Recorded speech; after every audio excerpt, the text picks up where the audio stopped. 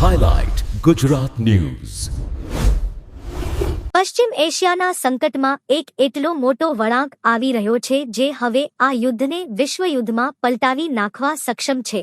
નાટોએ જણાવ્યું છે કે જો જુલાઈ સુધીમાં હોર્મુઝ જળમાર્ગ નહીં ખુલે તો પછી તે સૈન્ય તૈનાતી ઉપર વિચાર કરશે. નાટો જુલાઈ પહેલા જ આ ક્ષેત્રમાં તૈનાતી માટે તૈયારીમાં લાગી ગયું હોવાનું પણ જાણવા મળ્યું છે. તો બીજી તરફ અમેરિકી રાષ્ટ્રપતિ ડોનાલ્ડ ટ્રમ્પે વધુ એકવાર ચેતવણી આપતા જણાવ્યું કે અમારે ઈરાન પર વધુ એક હુમલો કરવો પડશે. હું એ મુદ્દે નિશ્ચિત નથી પણ તમને બહુ જલ્દી ખબર પડી જશે. અમેરિકા અને ઈરાનના યુદ્ધમાં હોર્મુઝની નાકાબંધીના કારણે દુનિયા ઉર્જા સંકટમાં મુકાઈ ગઈ છે ત્યારે નાટોના મહાસચિવે જણાવ્યું કે સ્ટ્રેટ ઓફ હોર્મુઝ ફરીથી ખોલાવવા માટે જે પ્રકારે અન્ય દેશો સુસ્તી બતાવી રહ્યા છે તેનાથી અમેરિકાના રાષ્ટ્રપતિ ડોનાલ્ડ ટ્રમ્પ નારાજ છે.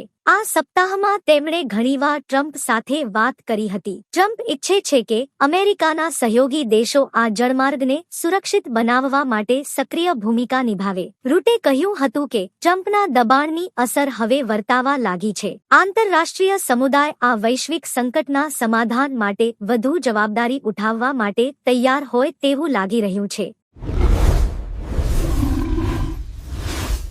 Highlight Gujarat News.